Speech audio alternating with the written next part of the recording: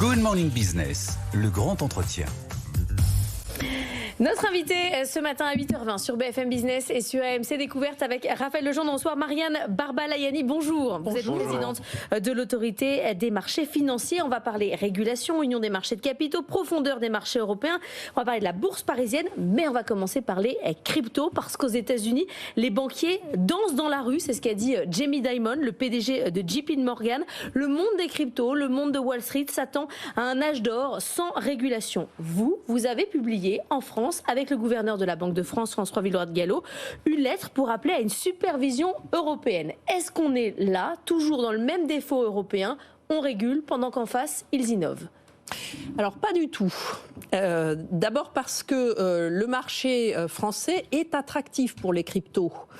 Ça fait un certain temps que la France a fait le choix d'attirer sur le marché français ceux des cryptos qui faisaient le choix de la régulation.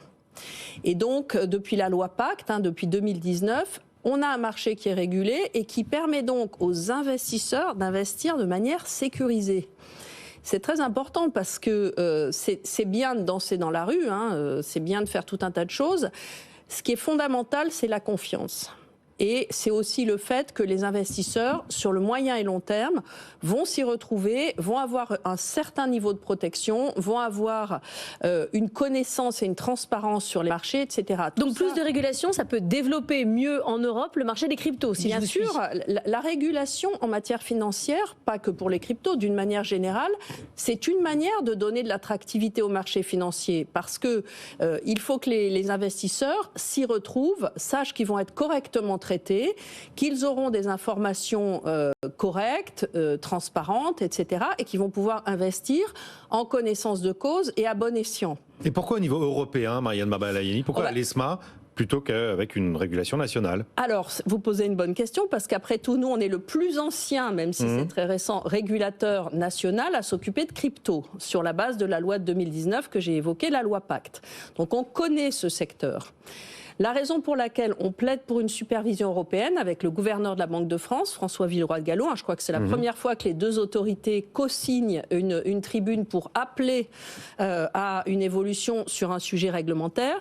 La raison pour laquelle on demande ça, c'est pour les plateformes globales, celles qui agissent de manière transfrontalière. Il est évidemment, et le bon sens, le simple bon sens le montre, beaucoup plus efficace de les réguler à un niveau collectif au niveau européen, plutôt que chaque régulateur dans son petit coin se fasse son idée de ce qu'il faut faire, etc.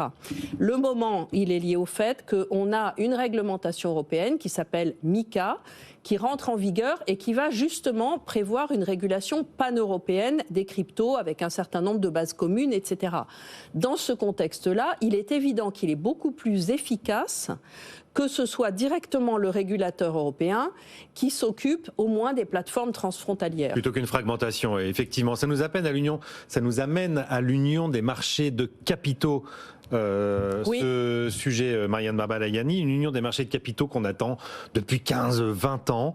Mais il semble que là, il y ait un alignement des étoiles. On entend beaucoup de voix bancaires, politiques, du côté des régulateurs aussi, pour dire que ça avance et plutôt bien. En quoi ça avance plutôt bien? Où est l'espoir? Alors, le lien déjà avec la proposition qu'on a relayée avec François Villeroy-de-Galhau et à laquelle on a voulu vraiment donner ce poids, c'est que pour nous, c'est un petit pas dans un des éléments, un petit pas possible et atteignable dans le grand dossier de l'Union des marchés de capitaux, qu'on appelle d'ailleurs maintenant l'Union de l'épargne et de l'investissement. Parce que parmi les sujets pour faire progresser cette union des marchés de capitaux, il y a celui de la supervision des marchés et derrière cela, l'idée que la fragmentation de la supervision est aussi un obstacle au développement de marchés de capitaux européens suffisamment liquides, larges, puissants. Alors pourquoi ça repart en Europe? Tout simplement parce qu'on a besoin d'argent.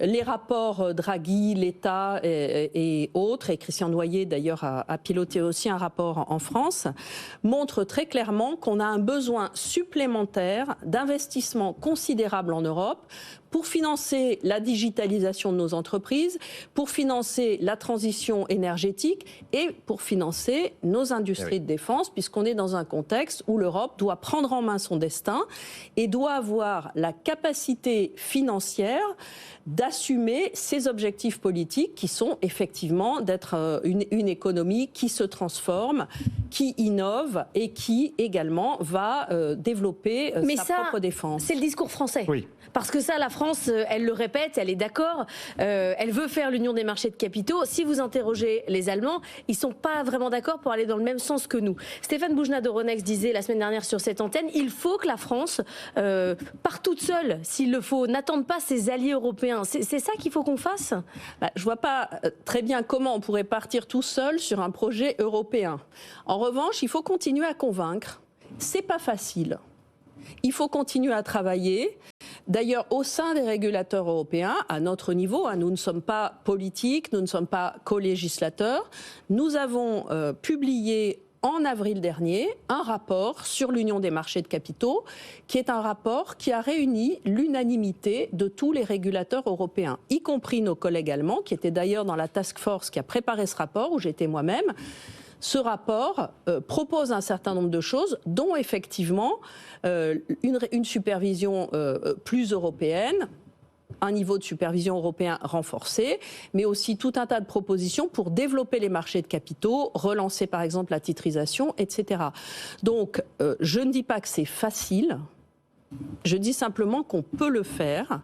Évidemment, la France, pour tout un tas de raisons qui sont à la fois historiques, à la fois parce qu'on a un très gros marché de capitaux, donc on s'y connaît, entre guillemets, mais aussi parce qu'on a été en pointe aussi sur la transformation énergétique, écologique, une Europe plus verte. Tout cela fait qu'il y a peut-être une prise de conscience plus importante en France, encore que M. Draghi n'est pas français, M. Letta n'est pas français. Ce sont deux éminents grands et très grands Européens qui ont fait des rapports qui ont d'ailleurs eu un écho. La Commission européenne, Mme von der Leyen, qui n'est pas non plus française, se saisit du sujet. Donc je pense que oui, il faut admettre que l'Europe, ça n'est pas facile, mais c'est très solide. Pendant ce temps-là, une fois qu'on va y arriver, ça va être solide. Pendant ce temps-là, du côté des marchés de capitaux, par exemple à Euronext, à Paris, il ne se passe plus grand-chose. Il n'y a plus beaucoup d'entrées, il y a des sorties, mais très peu. Il y en a eu 3 cette année. Il y a peu de volume à la Bourse de Paris. Est-ce que ça vous inquiète ? C'est un vrai sujet. C'est un vrai sujet et qui ne concerne pas d'ailleurs que le marché boursier parisien. C'est un sujet mondial. C'est un sujet dont on discute avec nos collègues régulateurs de marché au niveau mondial, pas uniquement au niveau européen pour le coup, parce qu'on assiste effectivement à une forme de désamour pour la cotation boursière qui se traduit ou qui est lié, on ne sait pas trop quelle est la cause et quel est l'effet, aussi au développement de la finance privée. On a énormément d'entreprises depuis quelques années qui, plutôt que d'aller chercher de l'argent en bourse, vont le chercher dans le private equity, capital investissement. Pourquoi pas ? Simplement, effectivement, ça pose la question de l'attractivité de la cote, et c'est d'ailleurs un des sujets que l'Europe a tenté de traiter avec ce qu'on appelle le Listing Act, qui est un texte européen qui vient d'ailleurs d'être définitivement adopté et qui vise à rendre de l'attractivité au marché boursier. Sujet qui a été aussi traité en France avec une loi qui a été adoptée en juin dernier, qui est la loi Holroyd, et qui a modifier un certain nombre de choses sur le marché boursier en rendant plus attractif, plus facile par exemple les droits de vote multiples. Nous-mêmes à l'AMF, on a pris notre part du travail puisqu'on a mis fin à une obligation qui existait depuis très longtemps, qui consistait à imposer une tranche réservée aux particuliers pour les émissions en bourse. Bien sûr, on ne l'interdit pas et on pense d'ailleurs qu'il y aura des entreprises qui continueront lorsqu'elles s'introduisent en bourse à aller chercher directement une tranche pour les investisseurs individuels, mais ce n'est plus une obligation. Donc il faut se remettre en question de temps en temps. Marianne Barbalayani, vous nous dites plus de régulation, c'est plus de sécurité, ça peut aider les marchés financiers. En même temps, on voit que effectivement les corporates se dirigent vers le shadow banking, vers le private equity, moins régulé. On a un dossier de place important, Vivendi, avec des entreprises qui vont aller se coter à Londres, où le droit est différent. Ils ne seront pas soumis aux règles d'OPA là-bas. Je pense bien sûr à Canal+, ou à Amsterdam. Qu'est-ce que vous pensez de ce dossier de place, avec des actionnaires minoritaires, évidemment, qui sont en train de mettre la pression sur le groupe Vivendi? Quel est le point de vue de l'AMF là-dessus? Alors l'AMF a été saisie d'un certain nombre de sujets autour de ce dossier dit que vous appelez dossier de place, qui est en fait un choix d'entreprise. Et je tiens à dire évidemment que l'AMF ne se prononce pas sur l'opportunité des choix des entreprises. Ce que nous avons regardé, c'est comment s'applique le droit, notamment le droit dont nous avons la charge, le droit boursier, comment est-ce qu'il s'applique à cette opération.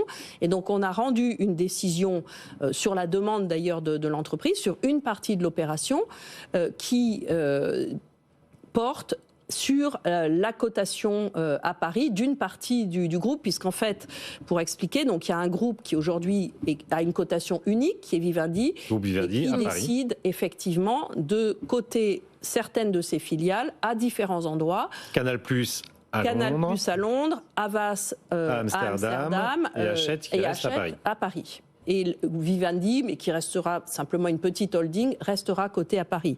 Bon, là-dessus, moi, je n'ai pas à me prononcer sur l'opportunité. Nous nous assurons que la cotation se fait dans des conditions juridiques incontestables. Le collège de l'AMF a regardé la partie de l'opération qui porte sur la cotation à Paris, et nous avons accordé une dérogation à l'obligation de déposer une OPA qui correspondait au droit. Le dossier est en règle. Les minoritaires sont bien traités. C'est le sujet en fait. Les minoritaires sont bien traités au regard du droit boursier. Après, il y a une deuxième question qui se pose, mais qui ne se pose pas à l'AMF, qui est est-ce que les minoritaires estiment, est-ce que les actionnaires minoritaires, en l'occurrence, il y a un actionnaire important qui est le groupe Bolloré, mais qui ne maîtrise pas, qui ne contrôle pas ce qui se passe en Assemblée Générale. Donc après, les actionnaires peuvent décider ou pas de valider cette opération qui leur est proposée. Mais ça, c'est un sujet. Nous, on veillera effectivement à ce que l'information financière soit la plus complète possible. C'est quelque chose qu'on regarde de très très près dans ce dossier comme dans tous les autres, de façon à ce que les actionnaires disposent de toutes les informations pour voter de manière éclairée et en fonction de leurs intérêts. On a totalement explosé le temps, mais je ne voudrais pas vous laisser partir sans que vous ayez répondu à cette question. Que vaut un prix en bourse s'il n'y a plus de volume ? C'est une vraie question. Vous avez évoqué tout à l'heure le fait qu'il y a moins d'opérations sur les marchés boursiers. Les marchés ont une fonction fondamentale de révélation des prix. Évidemment, cette question ne se pose pas sur le marché parisien. On a un marché qui est considérable, qui est devenu à certains moments le premier marché européen, y compris devant Londres. Ça bouge un peu selon les volumes, les capitalisations boursières. On est de loin le premier marché de l'Union européenne. On est un marché qui a une taille critique, considérable, etc. La question se pose un peu davantage, et j'en discute beaucoup avec mes collègues à l'international, sur des plus petits marchés où effectivement les phénomènes qu'on voit partout de concentration sur certaines grandes valeurs... Ça ne représente plus rien. On ne peut pas dire que ça ne représente plus rien, mais on se pose une question qu'on ne s'était pas posée depuis très très longtemps. Est-ce que des marchés financiers dans des pays où il y a peu d'entreprises, où on voit les mêmes phénomènes de retrait de la cote ou de faible attractivité de la cote, est-ce que ces marchés vont pouvoir continuer à révéler le prix des entreprises ? Merci beaucoup, Marianne Barbalayani, d'être venue ce matin.